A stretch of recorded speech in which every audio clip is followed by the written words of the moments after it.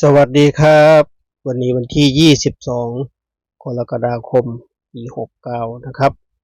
วันนี้ก็เจอกันสายๆนะครับเนาะสายเที่ยงโดยประมาณนะครับที่นี่จะวางแนวทางของฮานอยนะครับให้ FC ทางช่องก็เป็นแนวทางเหมือนเดิมครับเนาะเจอกันสายๆช่วงเช้าหลบเวลาให้คอรัฐบาลไทยครับเนาะชุด3ตัวบนของบ่าวสารคามครับเนาะสายๆเจอกันครับเนาะส่วนบ่ายนะเนาะบ่ายมีเวลาไปที่เราพัฒนาเหมือนเดิมนะครับเนาะแต่ถ้าไม่มีเวลาจะจัดในช่องชุมชนให้อีกเช่นเคยนะครับถ้าชอบก็ฝากกดติดตามไว้นะครับเนาะขอตำราวขอฮานอยนะครับนี่เจอวันที่แบบขมุกขมัวนะครับเนาะดูฟ้าฝนไม่ลงครับเนาะแต่ว่าขมุกขมัวมืดคึมนะครับเนาะที่ได้ฝนตกก็คอมเมนต์บอกกันได้นะครับก็ลุ้นฮานอยต่อครับเนาะสำหรับขอฮานอยช่วงเช้าจัดรัฐบาลไทยไปแล้วช่วงนี้เป็นของคอฮานอยครับเนาะดูหัวข้อให้ดีนะครับดูหัวข้อให้ดีบอกสามลงแนวทางให้ทั้ง3อย่างฮานอยลาวไทยนะครับดูหัวข้อให้ดีไม่สับสนนะครับเนาะที่เป็นฮานอยนะครับก็เหมือนเดิมนะครับน้องมาดัดเจ็บสดเหมือนเช่นเคย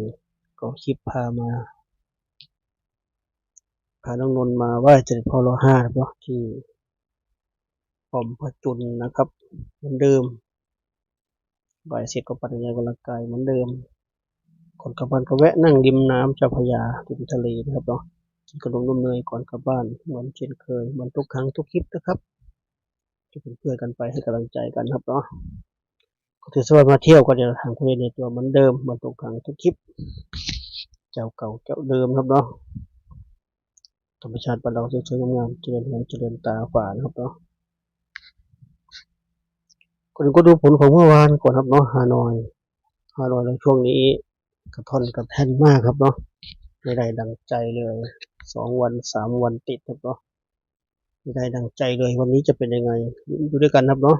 เมื่อวานฮานอยออกสวยมากครับเนาะส่วนตัวออกสวยมากแต่เอาไม่เป็นนะครับเนาะเอาไม่เป็นดักทางไม่ถูกนะครับดักทางไม่ถูกวันนี้จะเป็นไงดูด้วยกันครับเนาะก็ดูผลเมื่อวานก่อนแล้วกันเมื่อวานรอบ5 โมง2ตัวล่าง3 ตัวก็5 8 4ครับเนาะ4มาทั้งบนและล่างนะครับ4มาทั้งบนและล่างเลยถ้าจับหลักได้โอกาสได้บนได้ล่างมีสูงครับเนาะแต่เราไม่มีนะ3 4 8 4เสียดายมากเราเด่น6เด่น2ครับเนาะไม่มี3สักตัวครับเนาะทางไกลความเจริญมากเลยออกแบบนี้จับหลักได้มันต้องได้บนได้ล่างครับเนาะมาที่รอบ6 โมงนะครับ2ตัวล่าง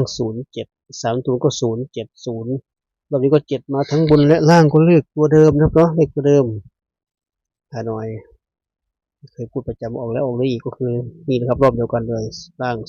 07บน0 7 0ครับเราเลขหามเลขตัวเดียวกันแค่สลับหลัก10หลักหน่วยแค่นั้นนะครับ7007เราไม่มีครับเราทำให้เด่น6เมื่อวานจับคู่ให้ก็6006เป็นตัวเน้นเลยนะครับได้มากถ้าจะออก6006ครับเนาะตัวเน้นจะได้ทั้งบนทั้งล่างเลยได้มาก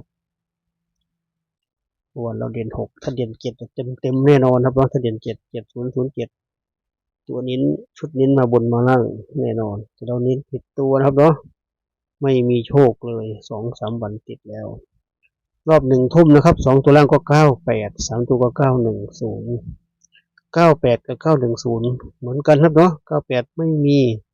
910ก็ไม่มีมันมีแต่2002เป็นตัวเน้นเลยนะครับเนาะแต่พี่เขาไปออก10นะครับเสียดายมากครับเนาะจับทางไม่ถูกนะครับวันนี้ลุ้นกันต่อนะว่าสำหรับคอฮานอยจะเป็นยังไงจะแก้มก็ได้ไหมหรือจะยิ่งแก้หรือยิ่งยุ่งครับเนาะ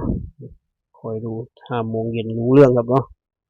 วันนี้เด่น5เด่น3นะครับเด่น5เด่น3จับคู่ครับเนาะ31 32 34 41 42 51 53 54 วนกันนะครับฮานอยวันนี้เด่น5เด่น3จับคู่ก็31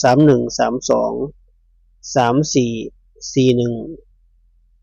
42 51 53 34นะครับ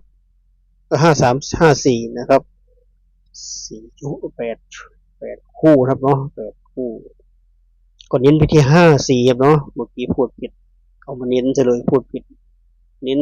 54 53 34 54 53 34เป็นตัวเน้นนะครับ3คู่นี้ครับเนาะชอบที่สุดในวันนี้ก็มาที่ชุด3ตัวนะครับเนาะมี4ชุดเหมือนเดิมวันนี้ก็มี154 153 134 142นะครับ4ชุดนี้เน้นไปที่154 153แล้วก็134นะครับใน3ชุดครับเนาะ4ชุด13ครบถ้วนนะครับสำหรับทางของฮานอยวันนี้ชุด3ตัว2ตัวนะครับชุด3ตัว2ตัว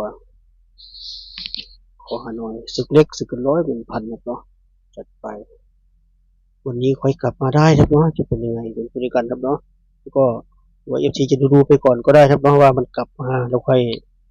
ลงทุนก็ได้ครับเนาะช่วงนี้ออกทะเล3 วันซ้อนครับเนาะจับทางไม่ได้เลยครับเนาะจับทางไม่ได้เลยให้บนให้ตัวหนึ่งออกตัวหนึ่งครับเนาะเฉียดไปเฉียวมาอย่างเมื่อวานให้6006ตัวนี้พี่เขาก็ไป7007แทนห่างกันแต้มเดียวนะครับเนาะได้แค่เฉียดรางวัลเฉียดไม่มีครับเนาะมีแต่รางวัลถูกเท่านั้นรางวัลเฉียดไม่มีวันนี้หวังว่าไม่เฉียดครับเนาะขอให้เข้าเต็มนะครับเนาะขอให้เข้าตัวเน้นเลยจะเป็นยังไงจะเป็นเต็มที่เราคาดไหมลุ้นไปด้วยกันครับเนาะก็เหมือนเดิมนะครับไทยเทียบเสือคนที่งบน้อยก็อย่าลืมเขาถึงงบน้อยกว่าตัวเน้นนะครับตัวเน้นให้วันนี้ก็อย่างที่บอกไว้เบื้องต้น54 53 34นะครับ54 53 34เป็นตัวเน้นนะครับเนาะจัดไปแต่ถ้าไม่ชอบที่บอกซ้ำเน้นให้คุณเลือกกวนได้เลยครับเนาะบอกซ้ำเน้นไม่ค่อยแม่นคุณเลือกกวนเลยชอบ32มากกว่า41 42มากกว่า